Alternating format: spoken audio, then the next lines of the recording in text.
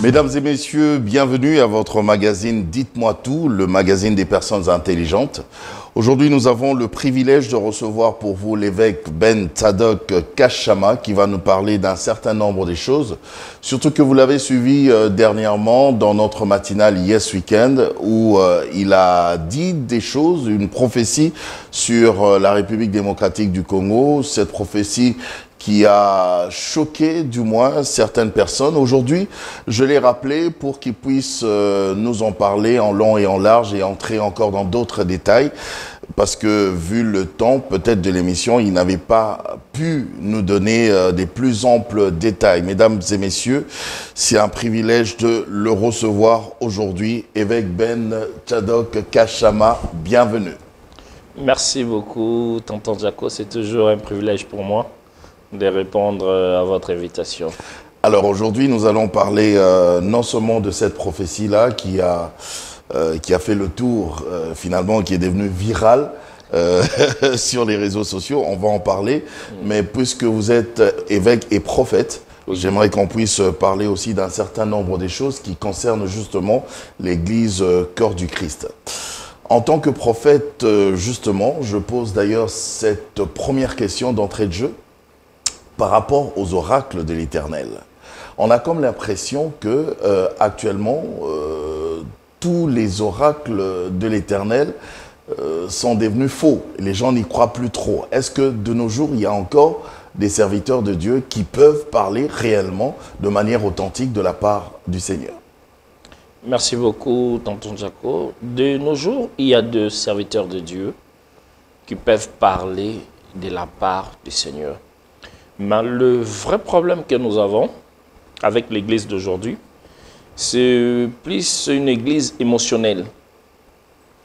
L'Église émotionnelle n'est pas comme l'Église de Béret, qui, après avoir écouté, allait vérifier qu'est-ce qui est écrit dans les Écritures. Je ne sais pas pourquoi aujourd'hui nous avons trop de souffrances et pourtant nous avons les livres.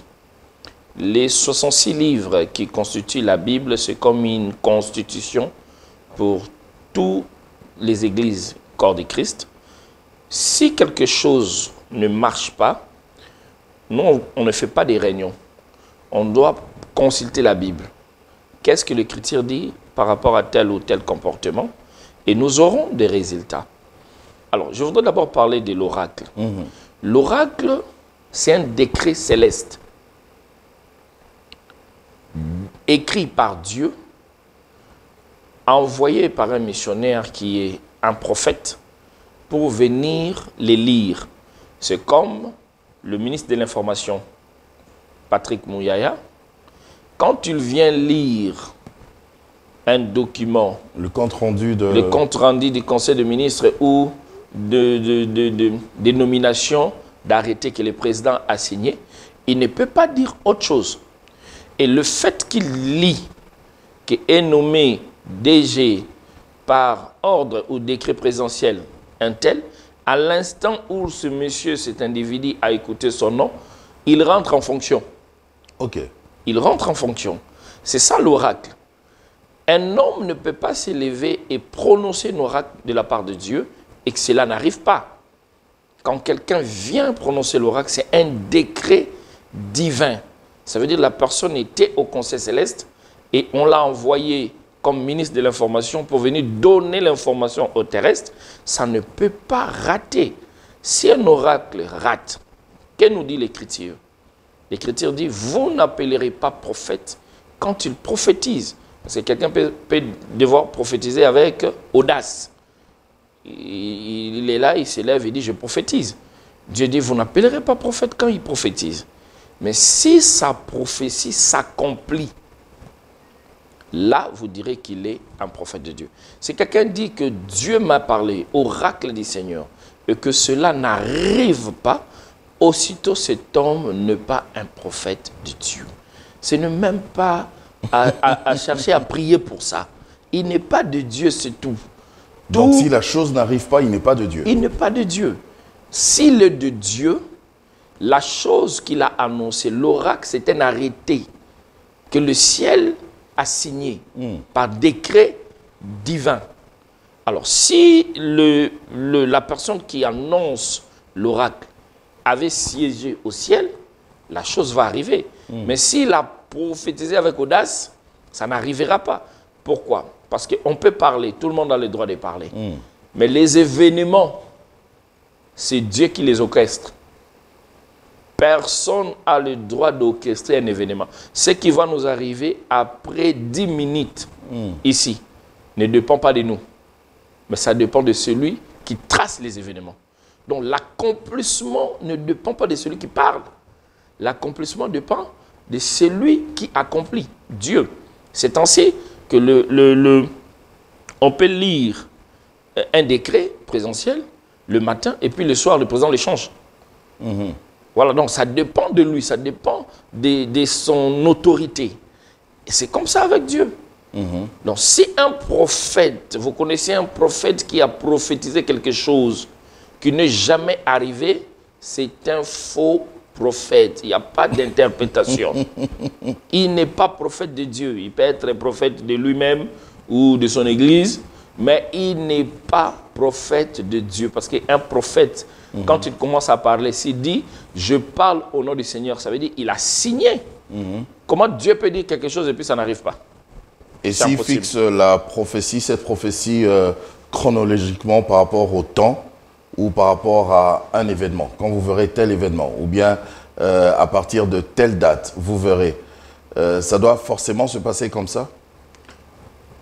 Ou il faudra attendre, comme on dit, la prophétie attend là. Même la prophétie attend là. C'était chronomique, c'était déjà dans la chronologique.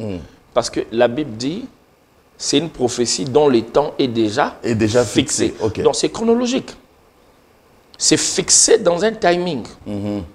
Maintenant, la prophétie elle-même te demande de patienter le temps qui est dit. Maintenant, si un prophète fixe la chronologie, c'est normal.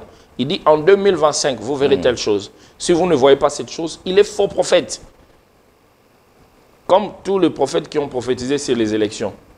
Toutes ces choses ne se sont pas arrivées parce qu'ils ont parlé de la chronologie et d'un programme qui était en train de se réaliser, des circonstances.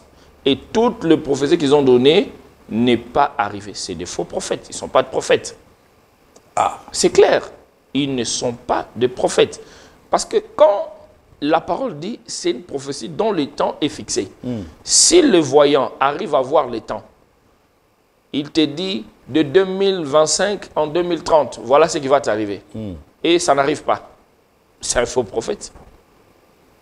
En même temps, quand vous dites ça, vous choquez beaucoup de personnes parce que ceux-là qu'on doit considérer comme faux prophètes, parmi ceux-là, ce sont des noms connus.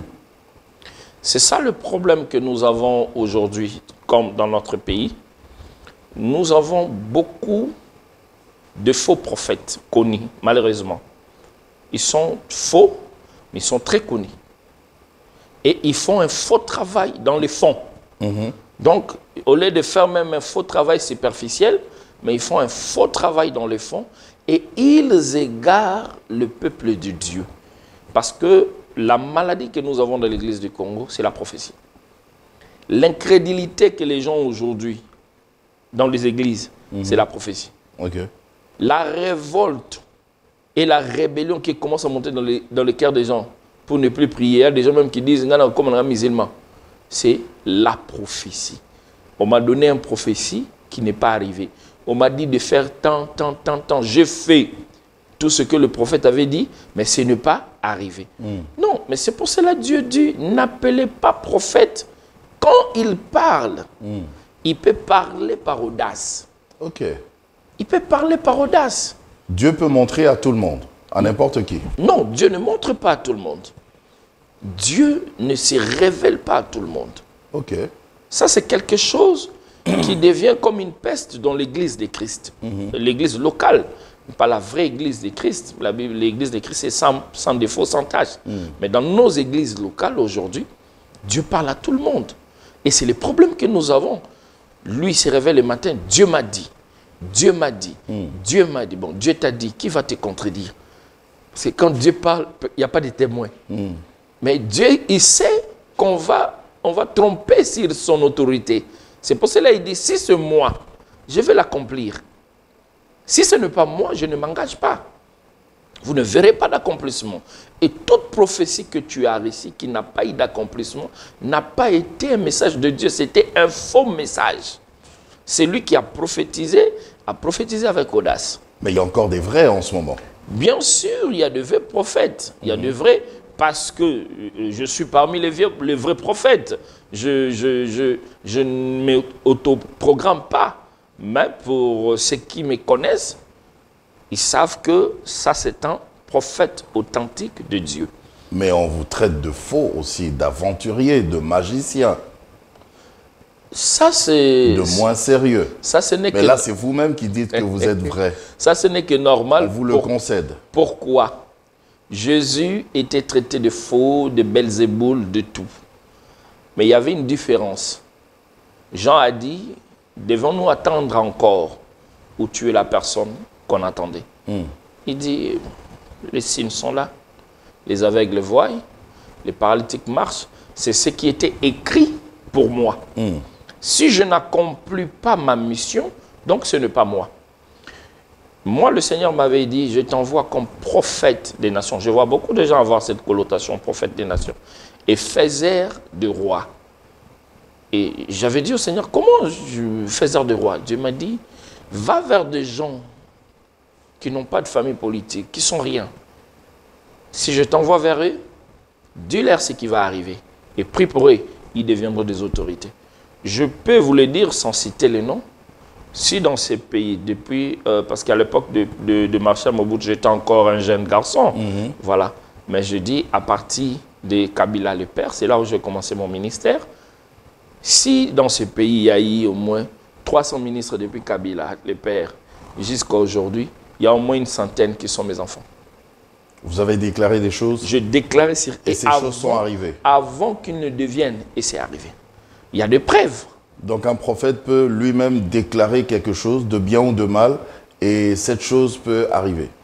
Là maintenant, c'est la partie portion prophétique. Parce que quand tu deviens prophète, tu es en mission, tu es en train d'exécuter la mission de Dieu. Et dans cette mission, Dieu dit à Moïse, je serai avec toi. Donc Dieu t'accompagne. Donc Dieu se fond dans ton corps. Ta parole devient automatiquement la parole de Dieu. Et là, Dieu accorde un crédit à ta parole. Il donne de la crédibilité à ta parole par l'accomplissement. Et il dit une chose, j'accomplis la parole de mes serviteurs, le prophète, et la prédiction de mes envoyés. Donc, il y a des choses que ce n'était pas dans la vie de quelqu'un. Mais parce qu'il a croisé un prophète authentique, cet homme a dit, tu deviendras riche. Et la personne devient riche. Et si le prophète avait fait cette déclaration sous l'effet de ses émotions, ses passions, tellement que l'évêque aime beaucoup tonton Jaco, eh ben, il déclare quelque chose. C'est juste parce qu'il aime tonton Jaco. Dieu l'accomplit. Dieu va l'accomplir. Dieu l'accomplit. Vous imaginez un peu un prophète énervé. Ça s'est passé 2 fois dans la Bible. Élie sur la montagne, énervé. Des gens lui disent, homme de Dieu, descends. Et comme il était énervé, il dit, si je suis un homme de Dieu. Pourquoi il commence par dire, si je suis un homme de Dieu? Parce qu'il engage automatiquement l'alliance qu'il a avec Dieu à cet instant. Que le feu tombe sur vous.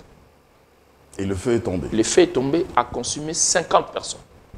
Ces personnes-là, si c'était des hommes, leurs femmes sont restées veuves, leurs enfants orphelins. Ce n'est pas quelque chose de bon.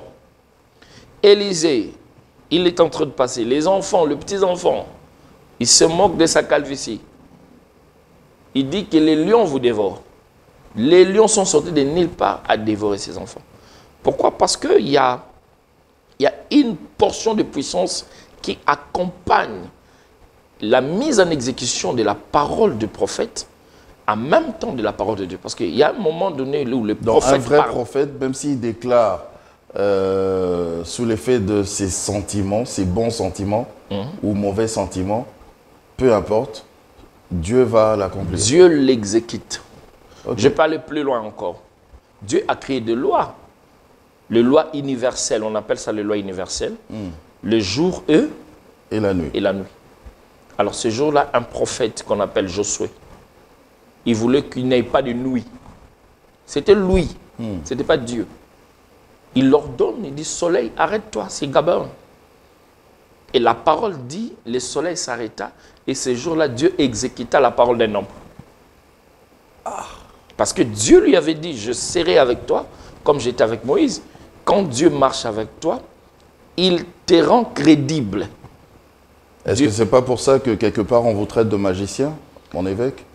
Bon, moi, les gens qui me traitent de magicien, c'est parce qu'ils ont peur de résultats, en fait.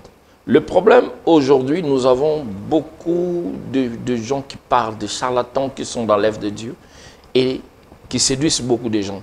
Alors, comme ils n'ont pas de résultats... Parce que moi, je sais, vous avez eu à déclarer aussi des mauvaises choses sur des gens sous l'effet de la colère, juste parce que vous étiez irrité, et ces choses se sont réalisées. Il y a d'autres même qui ont perdu la vie.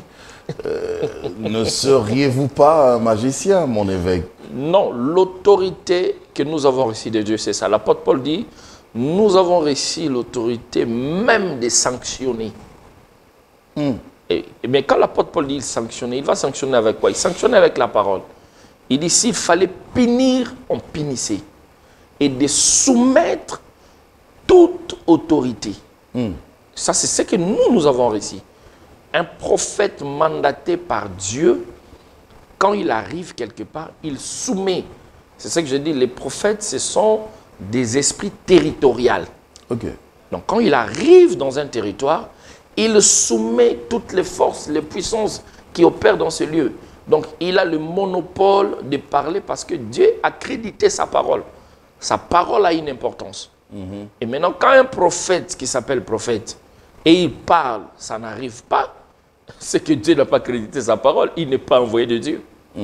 Alors, j'aimerais savoir, puisque nous parlons déjà de ça, on est en plein dedans, j'aimerais savoir la différence qu'il y a entre vous, les prophètes, enfin, tous les serviteurs de Dieu, et les maîtres spirituels. Parce que j'ai comme l'impression qu'actuellement, il y a cette recrudescence quand même des maîtres spirituels qui, d'ailleurs, carrément vous défient en face, même sur des plateaux d'émission. Ils vous traitent de moins sérieux, de rien du tout, et ils estiment que c'est eux qui ont plus de pouvoir que vous. Qu'est-ce que vous dites? Ok. Bon, j'avais dit à l'émission passée que tous ces gens-là qui s'appellent de maîtres spirituels, là, ce sont de charlatans. C'est des gens qui n'ont pas de puissance, ils n'ont pas de pouvoir. Mais ils n'ont pas de pouvoir. Il y a certains pasteurs et même chantres, des musiciens qui viennent chez eux. Hein. Oui, je vais aller. Oui. Je vais aller. Maintenant, le problème, c'est quoi? Vous voyez, dans ces pays, à l'époque, nous, on était encore enfants, on entendait parler de Jésus. Il n'y avait pas trop d'églises.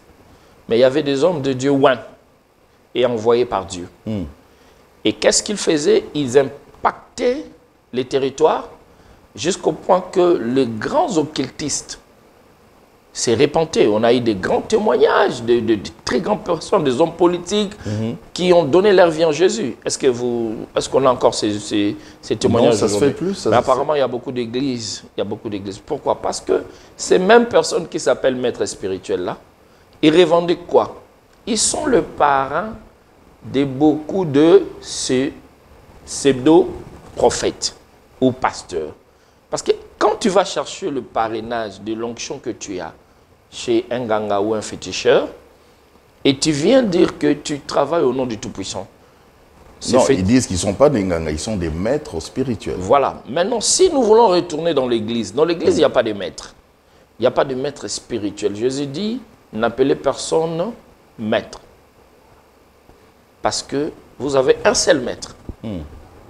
Le maître spirituel, c'est celui qui a la capacité d'ouvrir ton esprit. Or, dans l'église de Christ, c'est lui qui nous ouvre l'esprit et l'intelligence.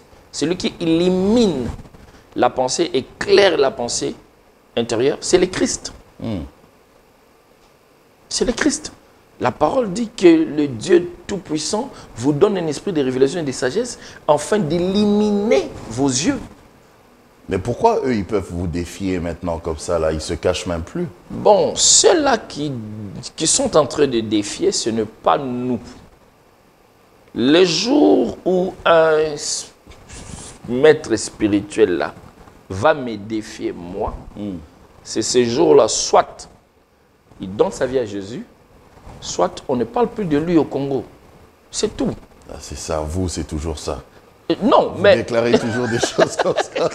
les jours où il va me défier moi, l'évêque Ben Kachama, que je suis, un maître spirituel me défie, c'est ce jour-là.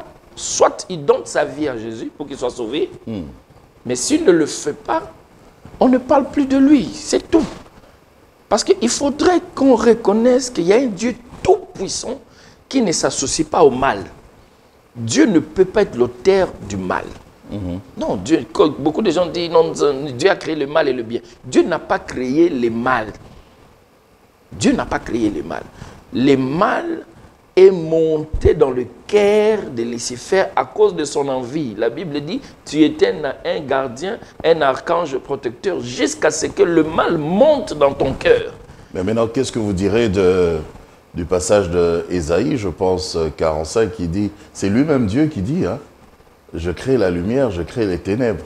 Oui, mais les ténèbres que Dieu je crée la prospérité et je crée l'adversité. La diversité. Et moi, Dieu, je fais toutes ces choses. Mais ce n'est pas le mal. La lumière et les ténèbres, ce n'est pas le mal. Quand on parle de lumière et de ténèbres, ce n'est pas le mal. Dans le monde, non, dans le monde des esprits, c'est un langage codé. Parce que lumière que nous parlons... L'adversité, ce n'est pas le mal. Lumière que nous parlons... Non, Dieu crée la diversité quand il te donne la prospérité. Il te crée la diversité, ce n'est pas le mal. Il te crée la diversité. Mais le mal, c'est quoi alors? Non, le mal, c'est le malin. Le mal, c'est le mal. Le mal, c'est le mal, en fait. Ce qui te pousse à te rebeller contre Dieu. Dieu ne peut pas te donner des astuces pour que tu te rebelles contre lui. Il ne peut pas te donner la force de lui combattre. Ok. C'est comme si je suis chef d'État et je vais prendre une milice, je vais les armer pour combattre mon pouvoir. Ça n'existe pas, ça ne se fait pas. Mais voilà, c'est ça. Mais comment on peut faire alors pour que, justement, cette ébullition quand même des maîtres spirituels puisse se calmer? L'Église doit se réveiller. C'est tout. Parce que ces gens-là, ils revendiquent qu'ils ont des adeptes, pasteurs. Ils ont beaucoup d'adeptes? Pasteurs, oui. chantres. Chantres. Ça veut dire que nous sommes en train Et même certains de vos fidèles aussi. Nous sommes en train de vivre une période où l'Église est infiltrée. L'apôtre Paul a dit les faux frères. L'Église est infiltrée par des gens non convertis, par des inconvertis. Et qui va même jusqu'à prendre des titres. Et imaginez quelqu'un que Dieu ne l'a jamais appelé, il s'est autoprogrammé pasteur. On l'amène un malade, il prie, le malade n'est pas guéri, la personne est morte. Il prie encore, la personne est morte. Il se sent gêné. Il doit prouver qu'il est pasteur. Alors il va aller prendre quelqu'un qui est vivant, et puis il dit c'est un mort, il est ressuscité. Voilà, c'est ce que nous sommes en train de vivre aujourd'hui. C'est vraiment le temps de la fin. Wow.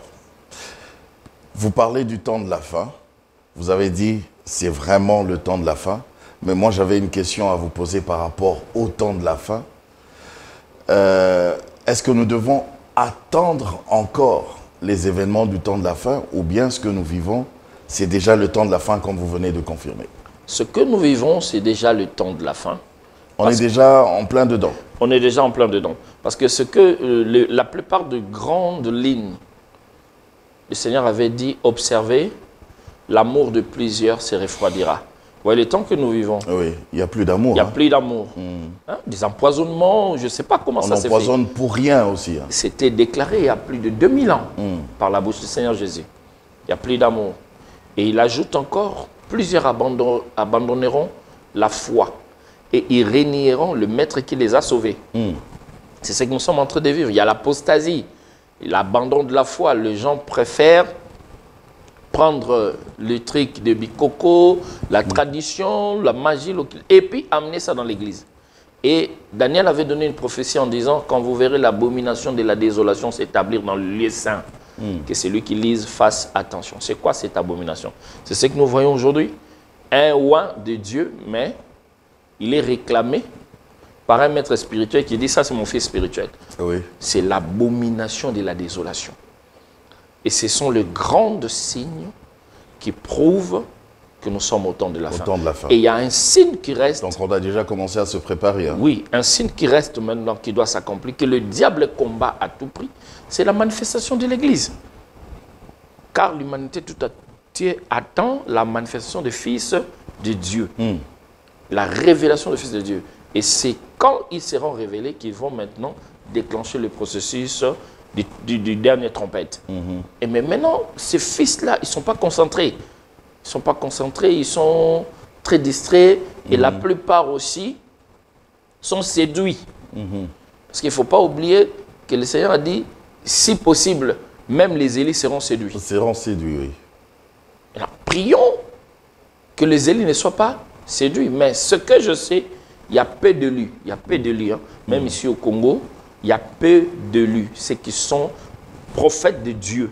Au Congo, je ne crois pas qu'ils sont 5. Dans toute la République du Congo, là, je ne crois pas qu'on a 5 prophètes envoyés par Dieu.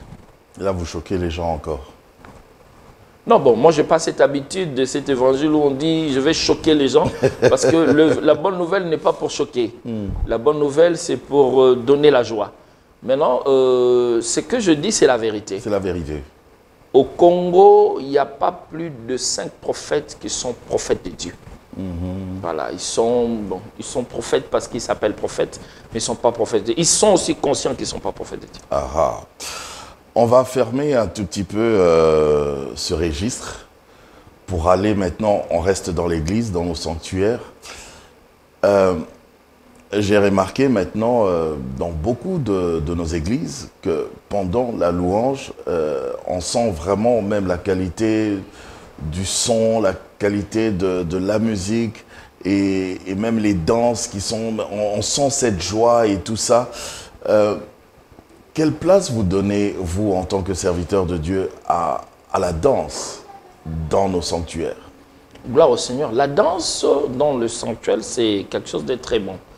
Mais ce que nous vivons maintenant, ça, c'est de l'immoralité. Immoralité dans la danse? C'est de la dépravation. Parce que comment imaginez-vous le lieu saint comme l'église? Des gens sérieux viennent avec des enfants. Et le pasteur va prendre une sœur qui n'est pas d'abord habillée de manière décente, qui va commencer à danser, remuer tout son corps devant le public. Ça, c'est de l'immoralité, ce n'est pas de la louange. Mais c'est la danse de chez nous, c'est le moutouachi. Non, le moutouachi, tous ces danses-là, dansez ça dans vos familles, pas dans le temple de Dieu. Les temples de Dieu doivent être saints. Maintenant, on va louer le Seigneur comment? Parce que nous, c'est ça nos danses à nous. La Bible dit, les adorateurs adoreront le Père en esprit et en vérité. Et en vérité. Quand je vois tout ce qui se passe là, quand quelqu'un se prépare pour danser, pour faire, où est l'esprit? Parce que celui qui danse devant cet auditoire, il plaît à Dieu ou aux hommes qui les regardent? À Dieu. Tout le nom, ce n'est pas Dieu. Dieu n'a pas besoin de ces phases-là. Dieu a besoin que tu sois en esprit, que tu ne sois pas charnel. Parce que quand tu fais des gestes charnels, une femme qui est en train de remuer ses reins, devant des hommes qui sont là, il y a des non-convertis qui sont arrivés aujourd'hui à l'église, il va penser quoi? Mais il va penser rien du tout. La femme est en train de danser, de louer le Seigneur avec la danse qu'elle connaît. Ça, c'est ce que le frère Patrice aujourd'hui... Ailleurs, il y aurait le reggae, il y aurait le zouk, il y aurait... Voilà. Aujourd'hui, pasteur... Vous allez dire que c'est immoral. Le pasteur Patrice, que je salue encore, il avait dit, de ces vieilles chansons, hein, le monde dans l'église. Et l'église dans le monde. Et l'église dans le monde. Inversion des valeurs. À ce temps-là, on n'avait pas encore ça. Et aujourd'hui, c'est ce que nous vivons. Vous voyez un peu tout. Pourquoi est-ce que ça dérange, mon évêque? Non, ça dérange dans 4 choses. Premièrement, au niveau du MERS. Deuxièmement, au niveau de la moralité. Troisièmement, ça crée une dépravation. Dans vos réunions, les gens ne dansent pas alors? Non, mais ils dansent décemment. Vous-même, vous ne dansez pas alors dans vos réunions? On peut danser décemment. C'est quoi danser décemment? C'est pour le danser Seigneur? poliment, parce qu'on peut danser respectueusement. Hein. C'est-à-dire? C'est-à-dire on danse poliment. On n'est pas obligé de danser, de se déshabiller, de fermer les trucs dans rein, dans l'oquette, tout ça, soulever les habits. Mais c'est notre culture, mon évêque. Non, Dieu n'est pas culturel. Dieu n'est pas un Dieu. L'évangile ne souffre pas de culture.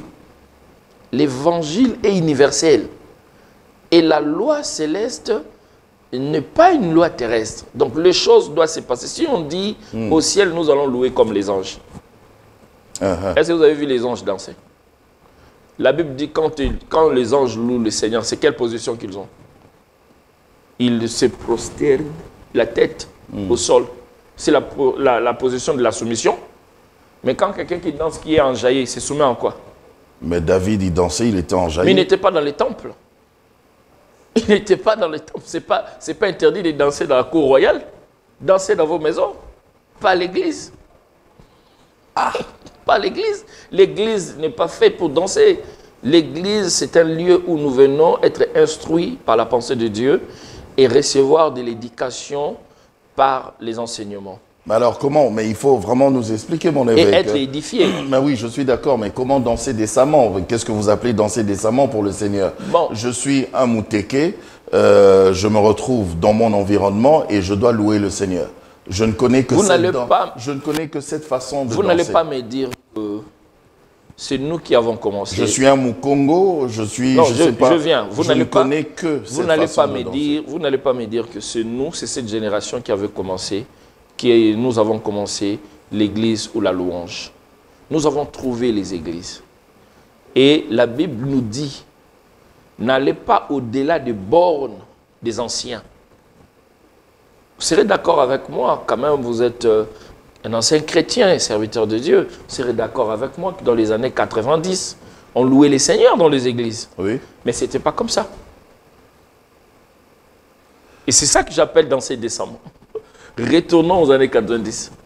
Okay. Prenons la louange là de Charles Mumbaya. Donc on doit avoir des mouvements qui ne doivent pas choquer. Des mouvements décents. Voilà. Des mouvements qui n'est pas immoraux. Okay. Des mouvements qui ne représentent pas le monde. Okay. On doit être dans la joie. Réjouissez-vous, dit les seigneurs. Okay. Mais réjouissez-vous dans les seigneurs. Ok, on ne doit pas être immoral. Non.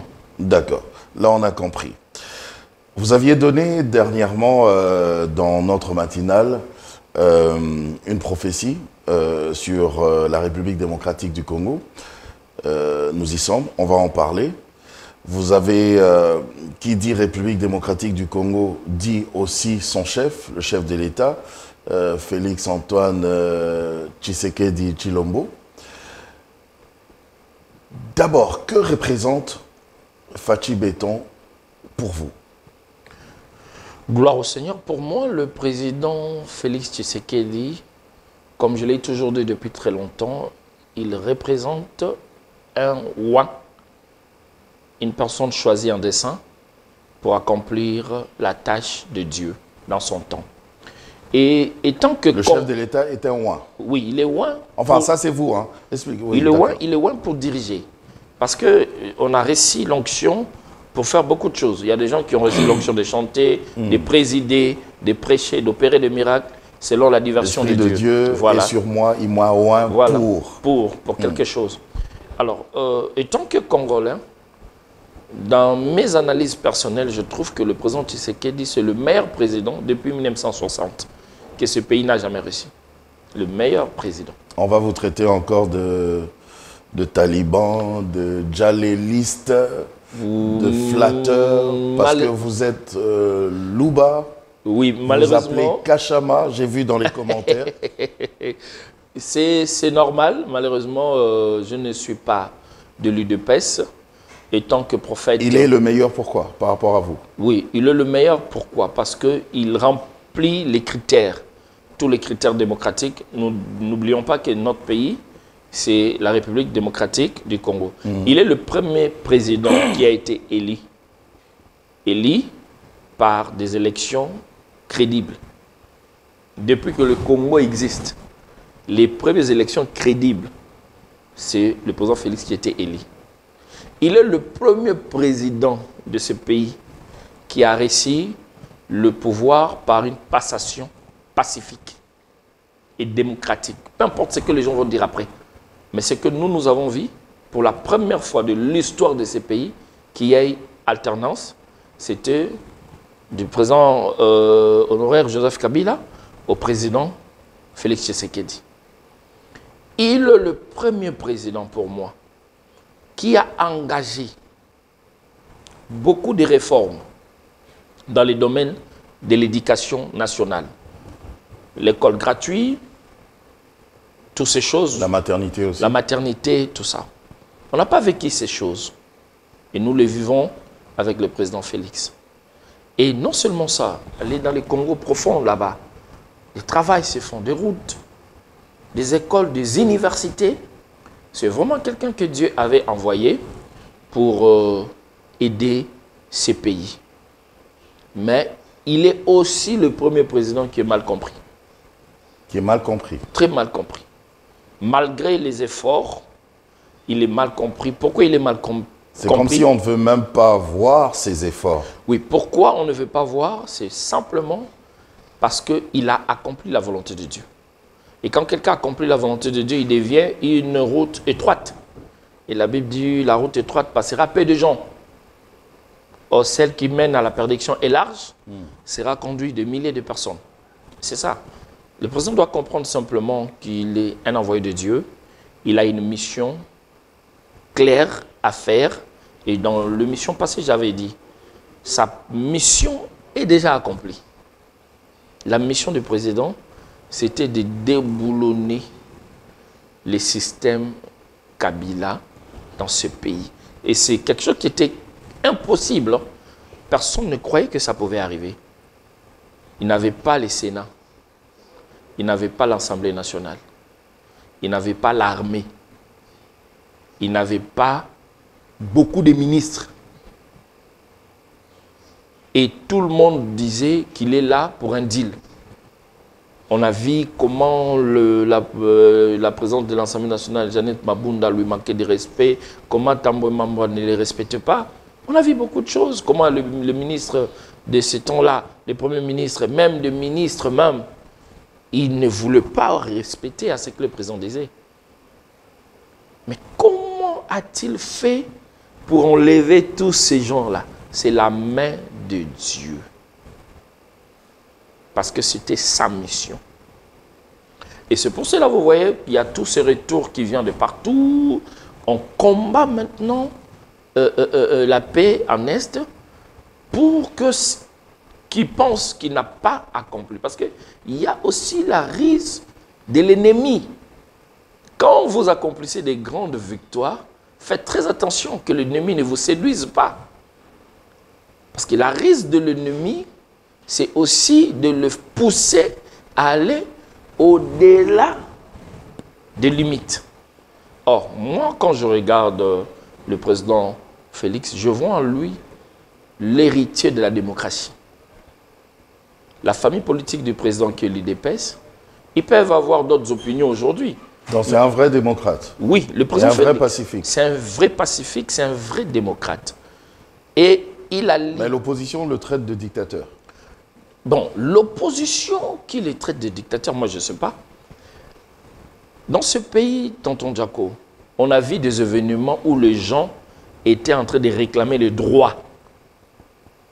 Mais il y a eu un major, si elle était colonel ou major, je ne sais pas, qui a tiré sur un bien-aimé, Rossi Mukendi, en public. Et la personne est morte. Les gouvernements de cette époque n'a même pas fait un communiqué nécrologique pour souhaiter même les mécondoléances à la famille du regretté. Il n'a même pas condamné cet acte. Même pas condamné l'acte criminel. Non. Mais regardez ce qui se passe aujourd'hui. Une femme, Honorine, qui est allée voler, qui fait d'abord, qui commet quelque chose de malsain, qui viole la loi, un braquage. Elle est allée violer la loi, braquer et prendre en otage des citoyens congolais. La police intervient, mais il y a eu quand même des exagérations dans leur manière de faire. Mais l'État a condamné cet acte. On a sanctionné, j'attends qu'il paraît même... Ils seront jugés. Ils seront sanctionnés. Maintenant, comment vous allez dire que cet homme n'est pas démocrate? Si quelqu'un qui est allé voler, on l'arrête, mais de manière indigne, la loi condamne ceux qui l'ont arrêté. Malgré que vous avez arrêté le criminel, mais vous avez mal fait. La loi, aujourd'hui, avec le président Félix, condamne de telles actions. Mais au temps du président Kabila, on a tué quelqu'un, on a ôté la vie d'une personne, on n'a pas condamné, on n'a pas même souhaité de mes condoléances à la famille. Qui est démocrate, qui est dictateur? Ceux qui font le bruit de dire que le président Félix est dictateur, ce ne sont que des insatisfaits. C'est des gens qui veulent prendre ce pays en otage. Le peuple congolais doit être vigilant. On voit même sur certaines émissions, des gens, quand ils parlent du chef de l'État, on sent que ça frôle même le manque de respect et l'insulte. Nous sommes ici dans ce pays. Mais ils ne sont pas inquiétés. On est né à Kinshasa, au temps de Mobutu, je l'ai dit toujours. Est-ce que nous avons vu les gens insulter le maréchal ou insulter la première dame? Et puis tu circules. Mais il y a des gens ici qui parlent mal du chef. On sent que c'est des insultes. Mais il dépose ses enfants à l'école, il va faire son travail. Ils sont combien? Nous vivons une vraie démocratie. Et c'est là que je profite encore pour donner mon message au président de la République. La prophétie en question. La prophétie. Ok. Le Seigneur c'est ce que Dieu vous a dit. Ce que Dieu m'a dit. Je vais encore le redire. Parce que j'ai suivi des prophéties venant de pasteurs en disant le président, il est venu en mission sur le plan constitutionnel. Ils ont dit que le président n'a pas un mandat, mais il a une mission. Ok. Alors, il faut qu'on lui laisse le temps de terminer sa mission. Mais vous, vous dites autre chose. D'accord. Alors, je voulais expliquer cela d'abord clairement. Dieu n'envoie jamais une personne sans tenir compte des associations terrestres.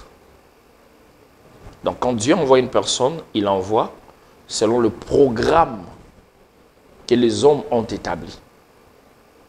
Il était facile pour Jésus d'apparaître. Mais si Jésus apparaissait, sa mission ne serait plus une bonne mission parce qu'il n'allait pas comprendre la douleur que portaient les hommes. Alors Jésus devait naître. Donc Dieu a pris le processus de la femme et on l'a accouché. Jésus pouvait apparaître, mais Dieu a permis qu'il soit né d'une femme pour ne pas violer les processus humains. Alors, dans une nation, nous avons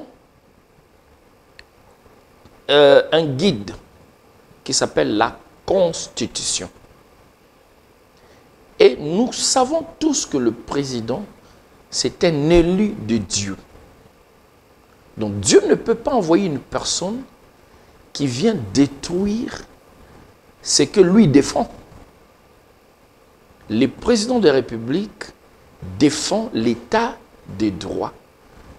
Et c'est maintenant que nous sommes en train de vivre un vrai état de droit. Je vais aller même plus loin. Vous savez, je suis en train de réfléchir qu'en Afrique centrale, il est le seul président qui a réussi le pouvoir par l'alternance. À part autant de l'Issouba, mais il y avait d'autres choses. Mais il est le seul. Et cette démocratie-là, tout le pays francophone qui nous entoure regarde. Et si on met fin à ça, on brise quelque chose, une sémence que le président a sémé ou qu'il a hérité, parce qu'il y a des gens qui ont combattu pour l'état des droits.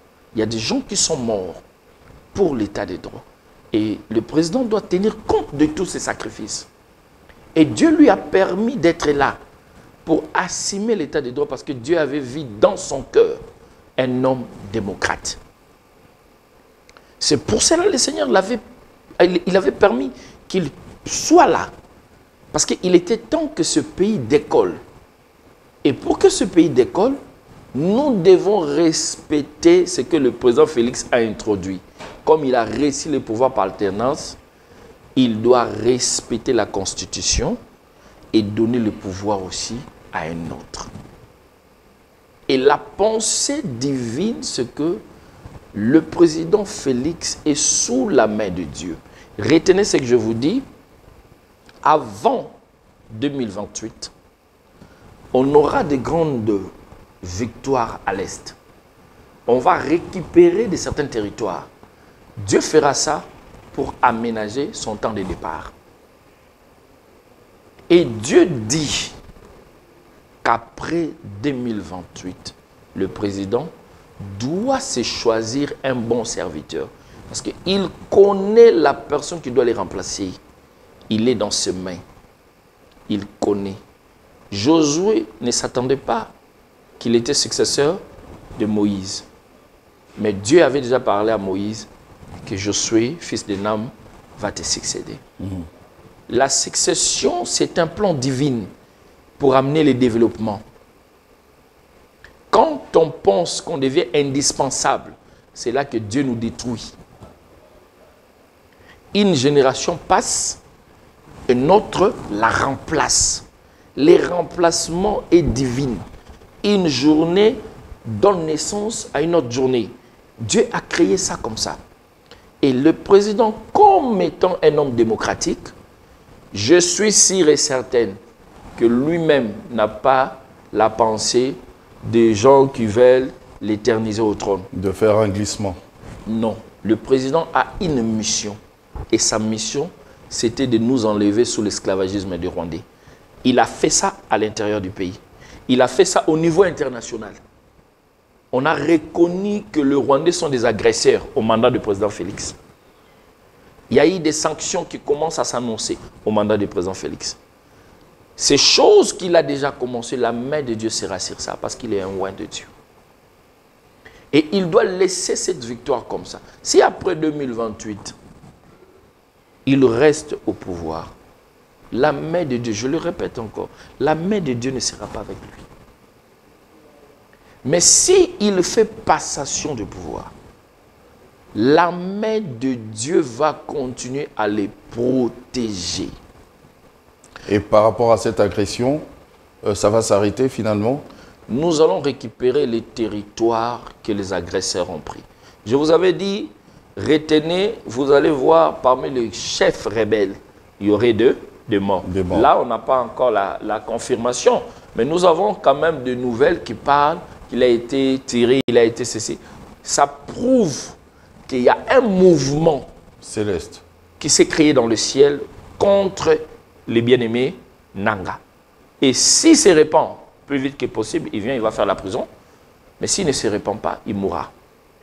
Et de même, je le répète encore, le président Joseph Kabila, le fait qu'il se déclare démocrate, le fait qu'il dit qu'il avait fait l'alternance, il ne pouvait plus revenir combattre la même démocratie que tu as sémée. Et là, nous comprenons que ce n'était pas son choix, mais il a été imposé par une main invisible. C'était la main de Dieu qui a imposé à Kabila de donner le pouvoir au président Félix.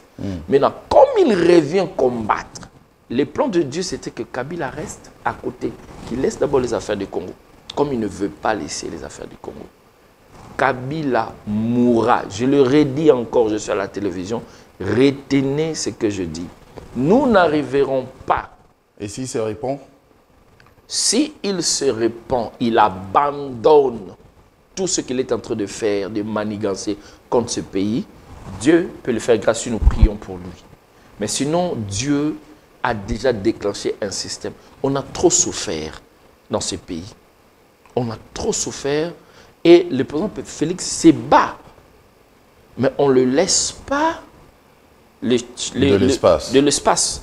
Mais malgré ça, il réalise des exploits. Et il réussit. Il réussit. C'est ce que Dieu dit à David. J'étais avec toi partout où tu partais et je t'ai donné la victoire. Je faisais réussir toute ta mission. Mais après, quand tu finis ta mission, David, que Dieu a dit, je faisais réussir toute ta mission, il veut faire autre chose que Dieu ne lui avait pas dit. Il veut construire les temples. Une bonne volonté. Mais Dieu dit, ce n'est pas à toi de le faire. Bien sûr. Merci beaucoup, mon évêque Ben Kachama. C'était d'ailleurs votre dernier mot. Je sais que s'il y a encore à dire, on va vous rappeler sur ce plateau, sans problème. Merci. Mais en tout cas, le message est passé. Je vous dis vraiment merci de tout cœur d'avoir accepté notre énième invitation. Merci beaucoup, tonton Jaco. En tout cas, nous sommes bénis. Que Dieu bénisse l'Église du Congo et qu'il bénisse la République. Amen. Amen. Que Dieu vous bénisse également, vous qui nous avez suivis. On va se retrouver la prochaine fois pour un autre numéro de Dites-moi tout. Bonne suite de programme sur Univers Télévision. Au revoir.